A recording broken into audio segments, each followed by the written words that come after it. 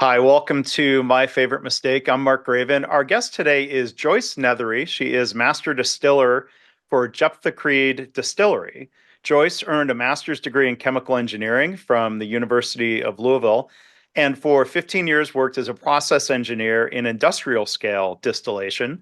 She's then spent a decade teaching high school chemistry and physics before her husband Bruce's dream of opening a distillery reignited her passion for the distillation process. And the rest, as they say, is history. And I think that history is still being distilled and packaged and enjoyed. So, Joyce, welcome to the podcast. How are you? I'm great. Thank you so much for having me, Mark. Well, it's great to have you here. And I was going to ask you, I know from meeting you at the Bourbon Society of Greater Cincinnati, it really is a family business. Your daughter is involved. Tell Yes. us about her role, if you would.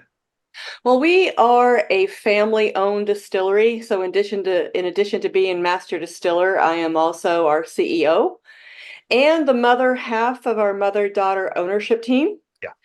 In full disclosure, my son is also an owner, but we are majority woman-owned Yeah. and 100% woman run. The distillery is woman-run. So pretty awesome that way. Yeah. My I my daughter, go ahead. Well, I was going to say my mistake for leaving the CEO title out of the bio. I apologize for Oh, that. no problem. No problem. Um, so my daughter's role is she is our VP of operations. So she is now over marketing and sales. And with that VP of operations, she also has production under her wings. So it's one of those deals where she's taking on a lot more responsibility, and I can see retirement in my future. Sounds like three different careers and then a retirement phase coming up Yes. someday. How rare is it in Kentucky or elsewhere to be woman owned and woman run when it comes to bourbon and whiskey? To my knowledge, we are the only woman-owned distillery in Kentucky, Okay. and definitely the only mother-daughter team in Kentucky. We're not the only mother-daughter team in the country, but I think we calculated that women-owned distilleries in the whole entire country only amount to about 3% Okay. of all the distilleries in the country. So that puts us in a pretty rare category. And it seems pretty noteworthy. There aren't too many women serving in the distiller or master distiller role in Well, it is distilleries. it is growing. Yeah. Right now, there are two women master distillers in Kentucky. I think soon there will be three. Hmm. But there are two of us, so we're up and coming, and there Yeah. have been women involved in distilling throughout distilling history, Hmm. and there have been women master distillers in the past, even before that master distiller term was used. Hmm. So women have been involved the whole entire history of distilling. We just always haven't gotten the full credit that womanhood deserved. Yeah. I'm going to hold up a bottle of, I'm going to try not to hit my microphone in the process, a bottle of one of your bourbons that I was Yes. able to pick up at the local store, Jeptha Creed, Kentucky Straight Bourbon Whiskey, RWB Heirloom Mash Bill. So I'll probably ask you a little bit later in the podcast to tell Or us a red, white, little and bit, blue. your red, Yeah. white, and blue, a little bit about your approach. And I wouldn't normally be enjoying bourbon during a podcast recording, but it's pretty late Friday afternoon. Yes. People listening, I'm going to pretend like it's a little pour, and it's like 2 ounces. But hey, we're going to start the weekend, Any way you like it. Enjoy it any way you like it. so I'm going to enjoy it as we hear your story and I have will a too. conversation, Joyce. So, oh, I saw a glass. You're gonna, Yeah, I saw a glass. I'm going to have some too. great. I'll join you. When in Kentucky, Absolutely. Here we are, a distillery talking about bourbon. Got to enjoy it. yeah. Which one are you going to enjoy while we're talking here of your different releases? I'm going to join you in the red, white, and blue. Okay, great. So I have red, white, and blue here also. Yeah, Yay. lovely bottle, wonderful. I've had a couple of pours over the last couple of weeks. Have really enjoyed it. So Well, I'm so glad. We are super proud of it. This one is a special once a year release. We release it on Veterans Day because we mhm. opened to the public on Veterans Day. So we will always share our anniversary with Veterans Day, and that's really beautiful and um, a great thing for us because, honoring our veterans and all those who've come before us to allow our country to be the great country that it is, in spite of some of the crap that we're going through now. But it's still a wonderful country, and we're super, super proud of it. And the red, white, and blue is really one of our ways to honor our veterans. So for our first anniversary, we haven't actually talked about the corn too much yet. No. And that's where my favorite mistake comes into play. Yeah. But we grow all of the corn ourselves, and it's this red varietal right here Well. called Bloody Butcher. Hmm. And for our first anniversary, my husband had also grown some blue heirloom corn. We're now also growing the white, and I sourced some white for that very first one. And I did a red corn, white corn, blue corn bourbon mash bill. Mm. Cooked it, fermented, distilled, barreled, aged, everything, all three corns all together. And that is the red, white, and blue that we're enjoying now. So it is a once a year release. Yeah. So I will join you. Well, cheers as we're going to Cheers. enjoy. We're going to kind of virtually through the Zoom screen here. So I'll let you have a sip. And then as we normally do here to really kick off the episode, I'm really curious to hear your story, Joyce. What would you say is your favorite mistake? Well, my favorite mistake, as I kind of was alluding to a little bit, is around our mash bill. Mm-hmm. So we grow all of the corn that we use in our Jeptha Creed products, except for this red, white, and blue, where we add the white and the blue corn in there also. We grow it ourselves. And this corn is non-GMO. Mm-hmm. It is open pollinated, and it has been documented in use since at least 1845. So open pollinated means each kernel on the cob is a seed. Mm. And we save those seeds over the winter, plant them back the following spring, and get the same exact corn again. So that makes it very sustainable, Mm-hmm. and it makes us seed savers. So a lot of super really cool things going on with the heirloom corn that we're growing.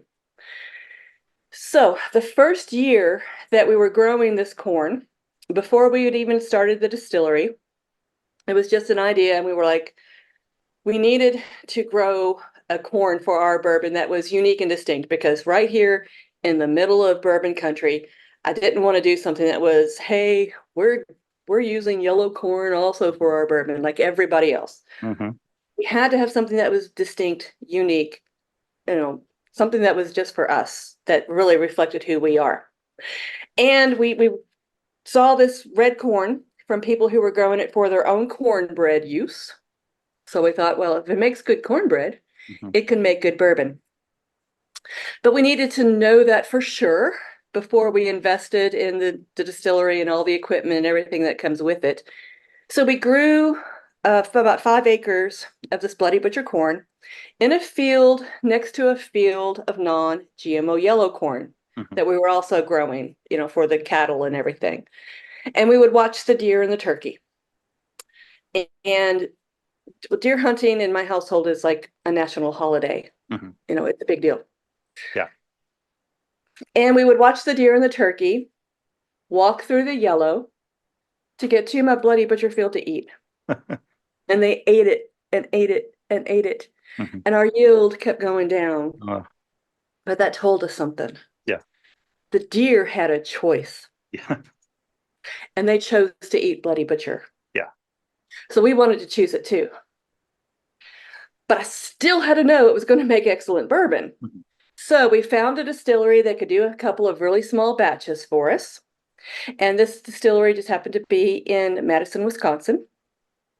And I contracted with them to do a few batches, and they were responsible for getting the wheat and the rye Mm-hmm. for our batches.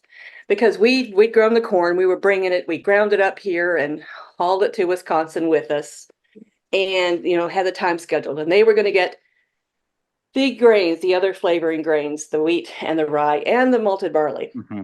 Yeah. So when we got up there, to do these experimental batches, rather than the raw rye and the raw wheat that I had requested, somehow, some way, I don't know where the screw up happened. I don't know where this mistake Hmm. happened, but malted rye and malted wheat was delivered instead. So we got up there and, I had my corn there. I had the time scheduled.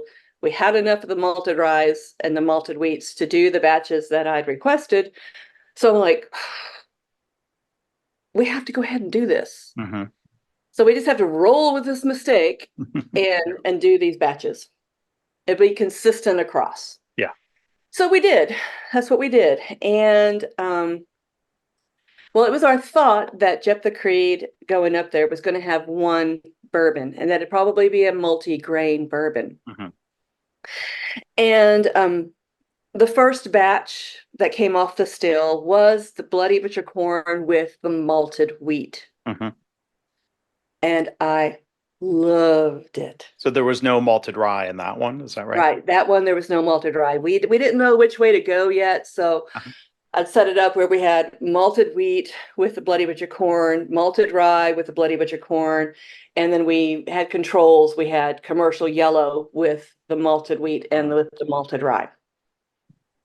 So, as a former engineer, I had to have controls in my Right. experiment. So the first batch that came off, like I said, was the malted wheat, which was supposed to be raw wheat. Hmm. So the mistake, malted wheat. And I loved it. It was so good and so smooth. And Hmm. I thought, how lucky can I be? This Yeah. very first batch coming off the still is perfect. Well, the next day, the malted rye with the Bloody Butcher corn came off the still. Hmm. And that one, my husband loved. Hmm. And he was like, no, our bourbon can't be the malted wheat. It needs to be with the malted rye. Hmm. And I'm like, nuh-uh.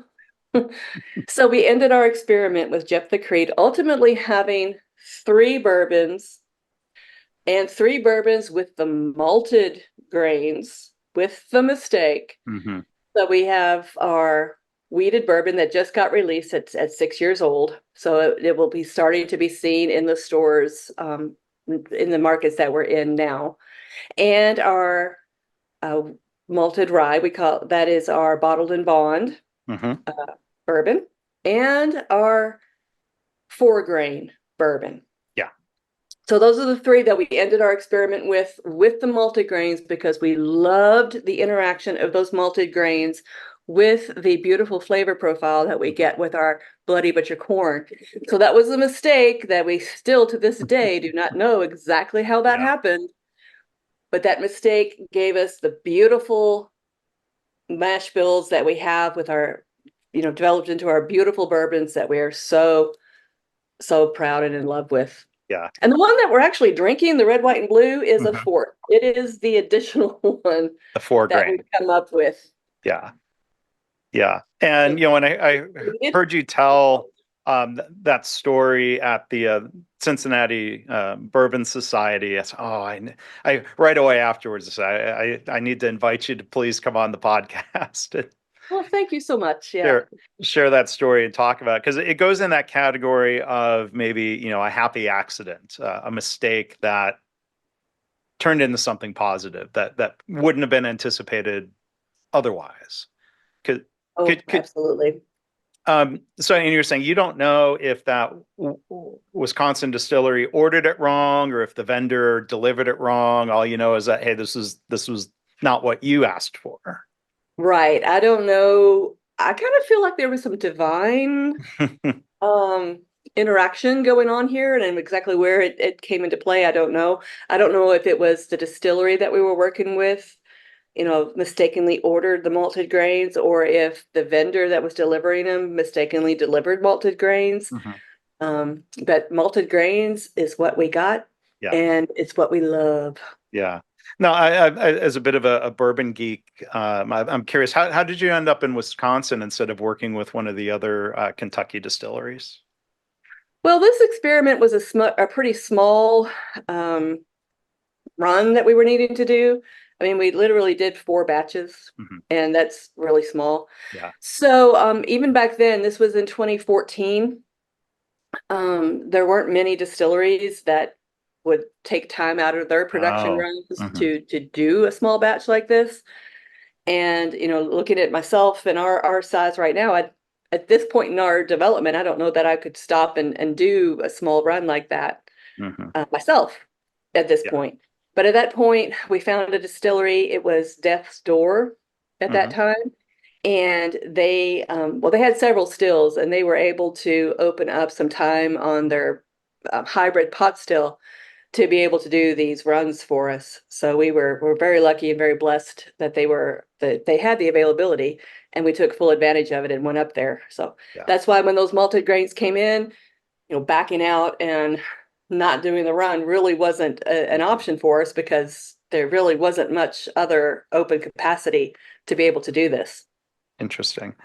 So, and for people who don't know, malting, like I've had a chance to visit Scotland and be out in a malting floor where they're Oh, aren't you malt lucky? malting barley and kind of know what the smells and that environment is like. But for those who aren't familiar, could you talk a little bit about malting and what that process is with the grain and why that can make a difference then with the flavor? Scotch Sure. using malted barley, bourbon using, as I understand it, you're the expert, but a little bit of malted barley to help the process move Yeah. along, but using other malted grains. Could you talk about malting and the impact of doing something different that way?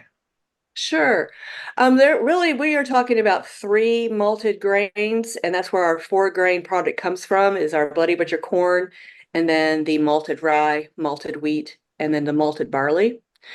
So throughout all the bourbons, you will probably be finding a mash bill that includes malt. They'll probably just say malt. And when Hmm. they talk about just malt, and this goes for beer also a lot, they're talking about malted barley with that. And the reason that you use malted barley is because, well, let's back up a little bit. What Hmm. malting is actually taking the grain, immersing it in water, Hmm. and taking it out, letting it dry a little bit, back in water, and doing this process several times so that the grain starts to germinate. Hmm. And that germination process causes some enzymes to develop in the seed. And those enzymes are what are used to convert in the cooker when we're making our mash bills, is what is used. Those enzymes are used to convert the starches into sugars. Hmm. Okay. Yeah. Now, the reason you see malted barley so much more than the other 2 grains is because the amount of enzyme that is created in that barley is much greater. Hmm. There's a lot of enzyme that is generated with that malted barley. And that is what historically before synthetic enzymes and processed enzymes were available, malt is what was used to do that conversion from the starches to the sugars. Well, the same thing does happen with the wheat and the rye. Hmm. It's just that the amount of enzyme that is generated in wheat and rye when it's malted is much lower Hmm. than with barley. So it's not as cost effective Okay. for the generation of those enzymes.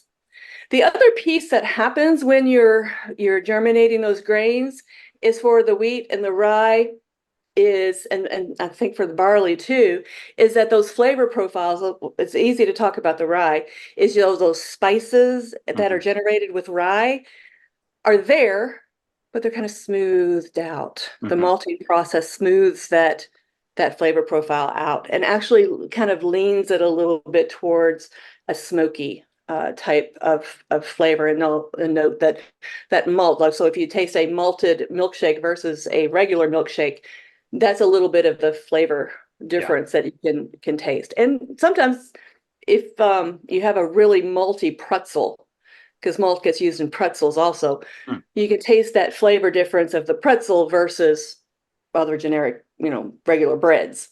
Yeah. That that flavor profile is kind of what we're looking at. Mhm. So, it gives us those enzymes and it kind of smooths the flavor profile out that I just think is gorgeous. And the Yeah. earthiness of our Bloody Butcher corn that we get, combined with the maltedness from the wheat and the rye is just beautiful. Yeah.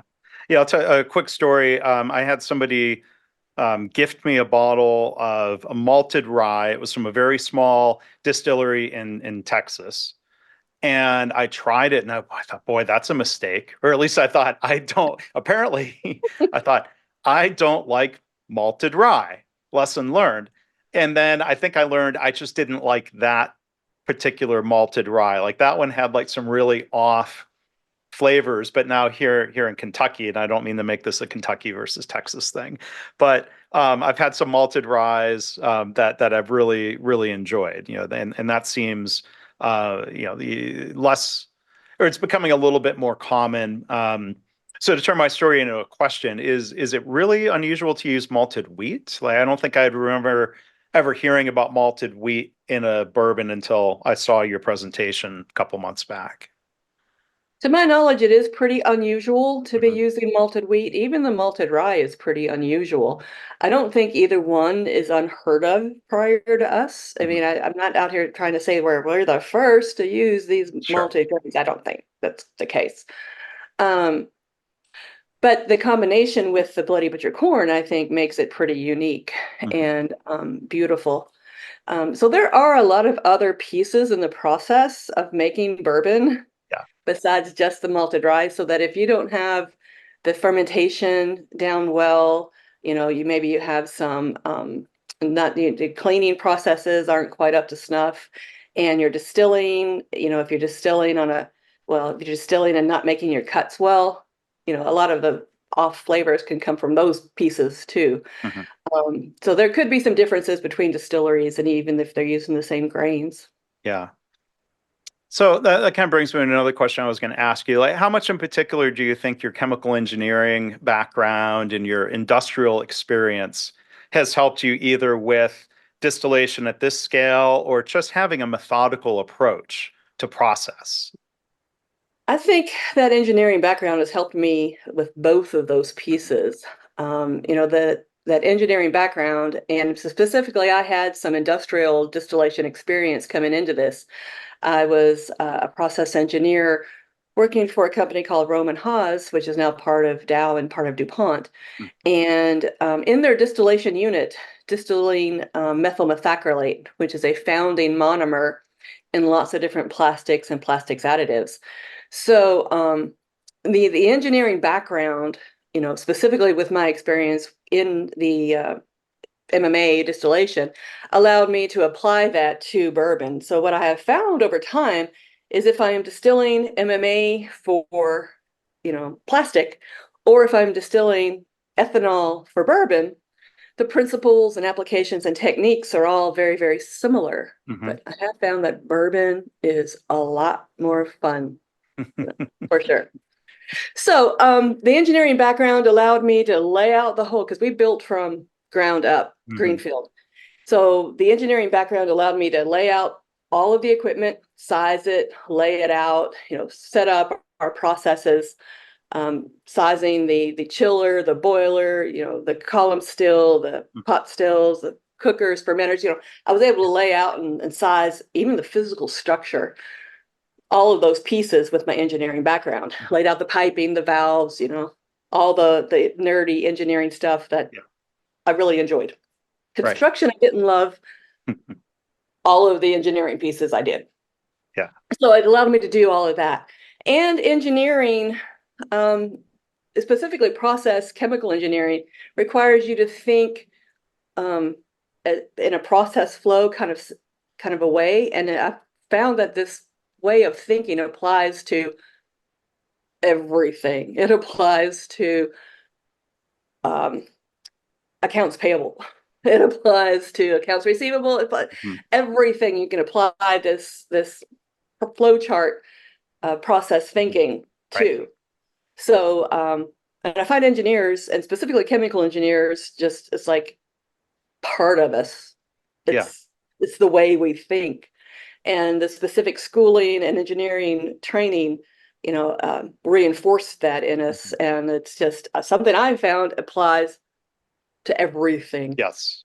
You're speaking absolutely speaking my language here. I don't know if I shared with you before. I'm an industrial engineer. Oh yeah. And I started my college career as a chemical engineer, and I learned very quickly that no, I didn't think that was a good fit for me. I didn't know about bourbon. Maybe I could have ended up on a You can different, come back and join us in bourbon now. I could have gone on a different path. But when you talk about laying out a process flow or thinking of anything as a process, that's right up my alley. And industrial engineering wouldn't be able to get into the details. We don't normally deal with liquids, but if you look at, let's say, a bottling line and those Hmm. bottling and packaging operations or the high level flow, I love geeking out on that stuff too. So when I visit a distillery, I can't help but try to look at the overall flow, or you see there's so much equipment work in a distillery, but when you see somebody, run, if it's manual bottling or something where there's really more direct hands-on work, that's up my alley. As opposed to, distilling is a pretty complicated process, but then once it's up and running, it's more the type of thing Yeah. you monitor, right? Right, right. Distilling, specifically with a column still, yeah, once you get it up, getting it started up at the very beginning and fine-tuned and exactly where we have a little bit of PLC process Mhm. controls in our system. Okay. So getting those tuning parameters set up just right, those pieces take a little bit of time, but once you get them set, Hmm. then the startup and shutdown procedures become pretty routine and, kind of a checklist kind of a thing that you can use. Yeah. Um, like with the bottling line, we do hand label and hand bottle everything right now. Hmm. But like you're saying, that is a process flow. Yeah. So we label and then you fill the bottle and then it goes and it gets the cork and then it gets, the top label. Yes. And then hold it And up. then it gets the shrink wrap, so then you have to heat it and Hmm. that's all process flow right there too. So you have to Yes. do this piece before you do this piece, and then it goes over to this piece. Then it goes into the box, and then you have Yeah. to close it and seal the box. And then you got to make sure it's labeled correctly. The box itself is labeled Yeah. correctly. So Yeah. And lots then of there's a lot of process legal there. requirements, and that's someone else's department, right? And every state is different and wants different things on the box. Hmm. Yeah. One other thing I wanted to ask about, Joyce, I appreciated the part of your story, as an engineer, of framing those small experiments, those small tests when you were up there in Wisconsin, and ended up doing different experiments than you thought was going to happen. But I wanted to ask, like, in general, like, even once you found a recipe that tastes really nice coming off of the still, like, there's still this long-term experiment then of how is it going to age. I Yes. mean, how can you talk about either some of those first experiments and of how long did you have to wait to discover what the impact of different barrels might be, or even now as you distill something, how do you help as the master distiller predict what's going to age best? Well, that is actually a piece that we are still learning and figuring out. Yeah. Um, as with bourbon, it's a long term, at least 4 years now that you have to wait. So it's sitting in the warehouse, and there's lots of variables that can happen in that warehouse because the distillate that goes into the barrel is actually clear. So like what you just showed, that beautiful amber Hmm. color that we have, that is actually clear as water when Right. it goes into the barrel. So all of that color is generated inside the barrel. One of the things we think we have going on, because you hold up ours, next to another 4-year-old bourbon, and we've got more color, you It's a know? lot of color. And it's We not really, because of the red corn. The color comes well, from the wood, or the is it color, the developed color, differently? the color comes, it develops in the barrel for Right. sure. It develops in the barrel. But we think we are getting that beautiful deep amber color that you have versus some yellow corn bourbons because of the Bloody Butcher corn. Like there are some reactions, and we don't have any quantifiable data to support Mhm. this. This is my empirical theory. Okay. Um, that we are getting some additional color because of the red in our Bloody Butcher corn, that those anthocyanins are coming in the distillate and then reacting in the barrel and giving us, components that have that beautiful color. Yeah. So a lot of things happen in that barrel. And I have had experiences in trying to blend our products where I have barrels that were filled on the same day from the same batch in the same tote, because we proof our product down in a tote. So that tote could fill, 4 or 5 barrels.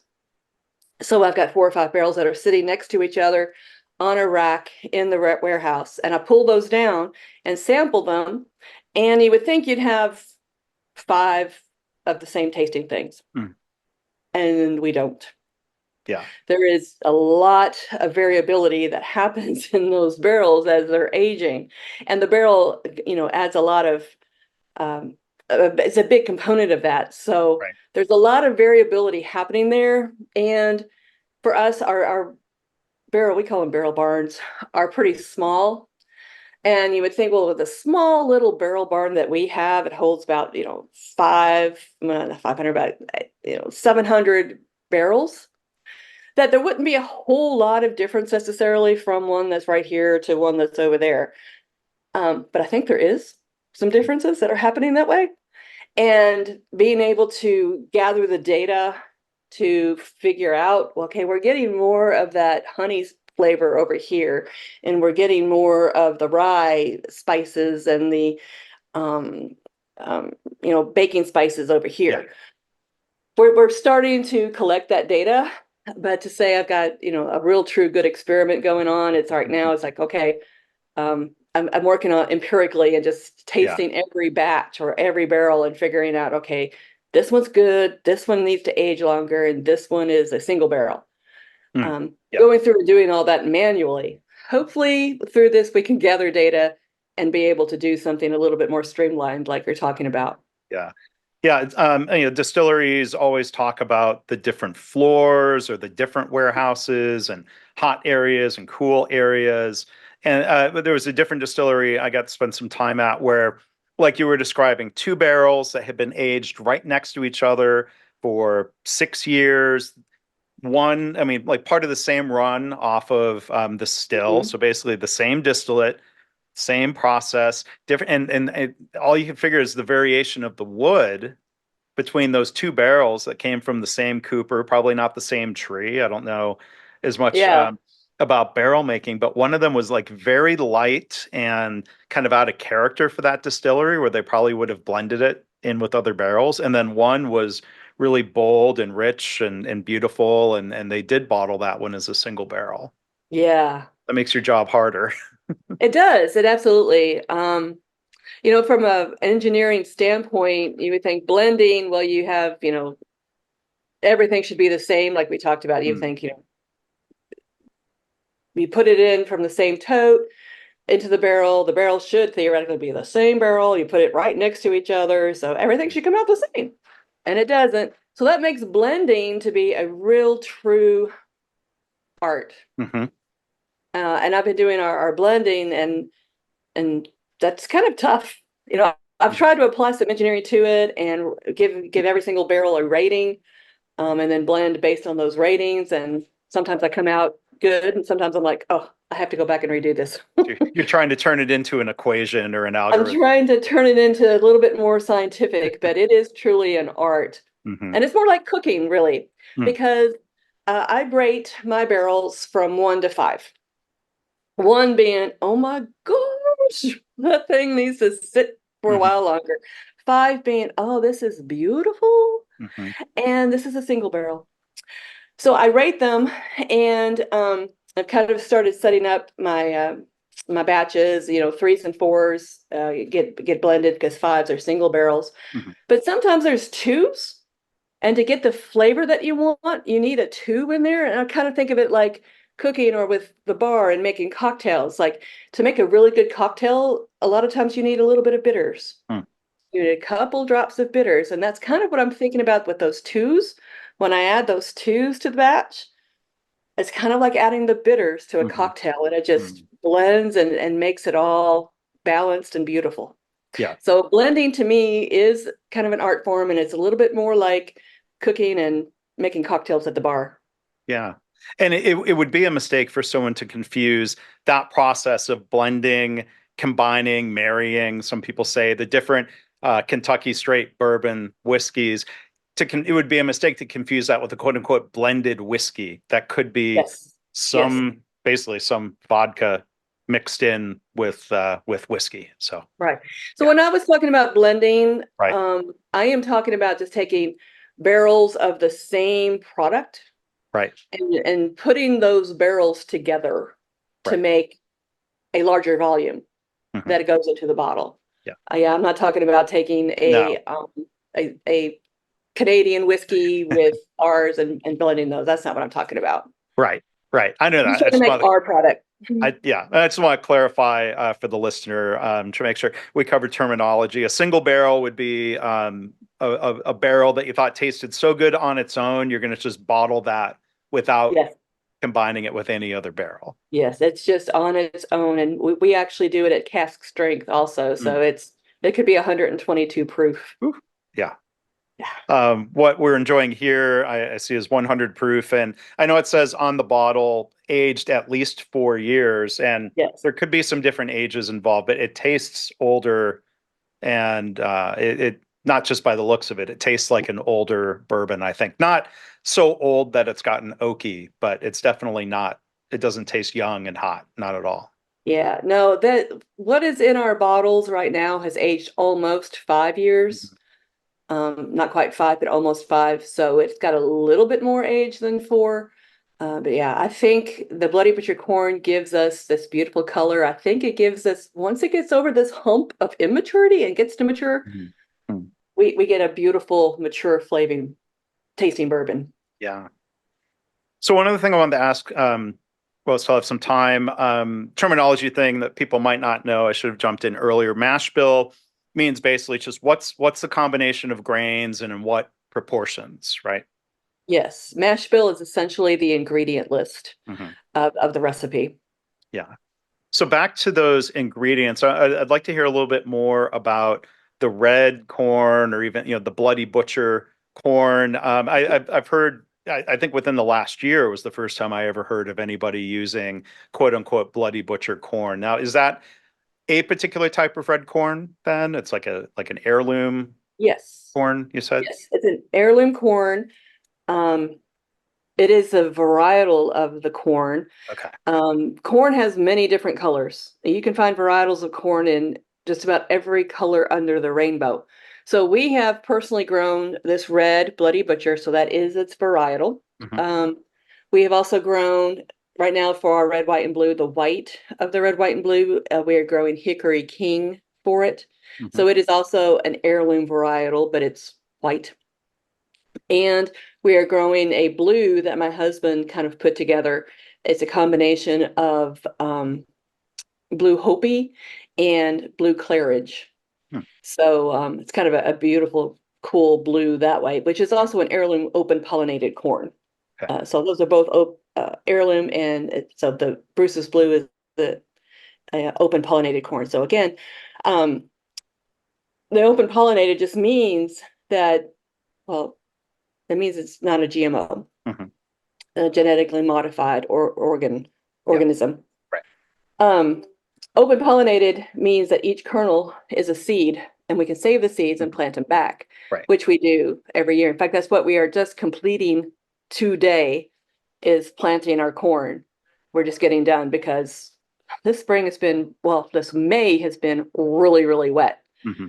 And we have found that Bloody Butcher does not like to have cold, wet feet, Hmm. or be, germinate when it's cold and wet. So we have learned to wait until essentially Derby Day for us, which is the first Saturday in May, which is our last free date, you know, frost-free date. So we can plant after that because the soil is warmer and um, it's not as cold and damp. Yeah. So that's when we plant the Bloody Butcher. So we've got a pretty narrow window here Yeah. because it's a long growing corn, and we harvest when it's dry like this, Hmm. and that's essentially in October. Okay. So it's in the field for quite a while. A lot of people are going to relate to corn with the corn on the cob that they get at the grocery store. Hmm. And though that corn on the cob is actually a immature phase of the corn, it's called the milk phase of the corn. Hmm. And those varietals are actually a sweet corn. So they have been developed and hybridized to have more sugars Right. at that stage while you're eating them. I mean, our Bloody Butcher also has corn, I mean, sugar in Yeah. it, but it's more of a maltose Okay. sugar. So it's not quite the sucrose and glucose that you're going to get with the the Mm-hmm. peaches and cream, Silver Hmm. Queen, those varietals that you get at the grocery store. Hmm. Um, so those are designed to be eaten in that milk phase. Yep. But the white corn, the blue corn, there's pink corn that we've tried, Hmm. and we've actually got a pink corn bourbon laid down that we'll be coming out with in October at some future date. Okay. Not Fun. this year, it'd probably be 25 for honoring women, you Hmm. know, Yeah. Breast Cancer Awareness Month. Yeah. So we'll be coming out with our pink bourbon. The bourbon won't be pink, but Right. the corn Right. going in, we're now using half white, half red, Yeah. with a few kernels of pink corn going in, to make that pink varietal. So we've also got some green corn laid down. We've got another white varietal that we're growing now. It's called Thomas Jefferson, which dates back to Monticello and Oh. Thomas Jefferson's time, and it's really, really wild looking. It's Hmm. really cool. Hmm. We're growing that one and are starting to distill it and lay down bourbon. So that was like 5 years away. But yeah, we've got all kinds of different corns that we're Yeah. growing and laying down bourbons. So our innovation for us is really around the corn and the soil and, trying to generate our products based on that rather than changing yeasts and all of those pieces. Yeah. So our focus is to innovate from the soil, from the Hmm. ground. Mm. Lots of choices, lots of opportunities to differentiate yourself, as you were saying at the beginning, and that includes doing your own farming as a Yes. ground to glass distiller. That's pretty unusual as well, right? Because most distilleries would source their grains, buy them, and then start their Yeah. process, right? Most of them do source their corn from farmers who are growing it around them or from the big grain brokers. So we are kind of unusual in that we are ground to glass, Yeah. and that means that we are growing the corn ourselves on our own estates, on our own properties. So all of our Bloody Butcher corn, our white and our blue corn are all estate grown corns. Hmm. So we are very vertically integrated that way. Yeah. It makes it extra hard. It makes it extra tough, but we love it, and that's one of the pieces that we just find to be beautiful about what it is we're trying to do. Yeah. Let me just tell you a little bit about Jeptha Creed, or tell your audience what Jeptha Creed means. Oh, Uh, yeah. yeah, the I should have name here asked. that we have, um, our home farm, where we still live and where we raised our children, is at the foothills of some hills right here called the Jeptha Knobs. And those knobs were named by Squire Boone and Daniel Boone when Oh, they came in and explored Kentucky in the late 1700s and part of Ohio and Indiana and Missouri. And they've really traveled a lot, you know? It's amazing what they accomplished. yeah. But they came in and explored Kentucky, and they went to the Jeptha Knobs. And up there, one of the reasons they were attracted to those hills is because there was a salt lick up there. So that's where the buffalo and the deer and the turkey were. So I like to say it was a grocery store of their day. And we found documentation that says they named him Jeptha after a biblical warrior in Judges 11. Hmm. So we want to be all about our local history, heritage, and culture. Hmm. And my local personal family history is right there. We've got Yeah. local and state history with the Boones. We've got Bible history Hmm. connected to what we're doing here. So we think Jeptha is perfect. Yeah. And then Creed is our promise to stand by honoring those values as Mm. we grow. Okay. So, the whole ground to glass piece combined with the Jeptha of the name is just like so tied together for us that it's really part of who we are. Yeah. to combine that ground to glass concept in Jeptha Creed. Yeah. Well, it's great to hear about what you all have created. It's great to taste and smell and experience what you've created at Jeptha Creed. Tell people as we wrap up here how people can learn more, your website, like they can come and visit and taste and buy. Absolutely. Absolutely. You can find out about us on online. We are at jepthacreed.com. We are also on all the socials. We are on Instagram and Facebook and TikTok and Instagram and Twitter, X. We're on all those, and Yeah. we're Jeptha Creed on all of those. And you can come visit us at the distillery. We're at 500 Gordon Lane in Shelbyville, Kentucky. We're right off of I-64, so we're super easy to get to. And we have a beautiful facility with a gift shop. We have tours and tastings of the distillery. We have great experiences. We have a barrel tasting experience, a cocktail class. We also have a bar where you can get cocktails as you're enjoying the tours and tastings, and we call it the Creed Cafe. So you can come and have lunch or dinner while you're here. We have pizzas and appetizers, and we have a beautiful backyard with rocking chairs and cornhole, and it's a beautiful, awesome place to come hang out. Yeah. And we have some concerts, some outdoor concerts in our backyard. We got 3 of them scheduled this year. So in a couple of weeks on June 16th, 15th, June 15th, Okay. we have Mason Ramsey, who's going to be singing here. So get a ticket, bring your lawn chair, and come and hang out and enjoy. Yeah. And then we have Philip Phillips coming in August Mhm. and JD Shelburne coming in October. So we have a beautiful outdoor facility too that you can come and enjoy an outdoor concert. Yeah. Well, that's cool. I look forward to checking it out soon. Thank you again for coming. I've got my glass from the Bourbon Society of Greater Cincinnati. So thank you again for Yes, I love making that.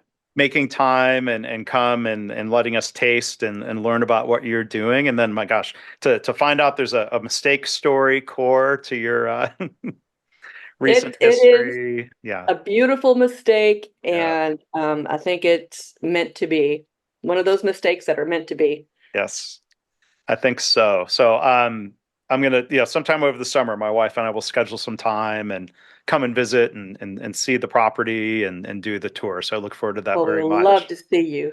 Yeah, well, thank you. Again, we've been joined Joyce Nethery, CEO, master distiller, blender, many roles and Lots of hats. lots of hats at Jeptha Creed Distillery. Joyce, thank you for doing this. It's been a lot of fun. Thanks for letting us geek out on bourbon and all the interesting things about that process that make it really cool. So thanks again.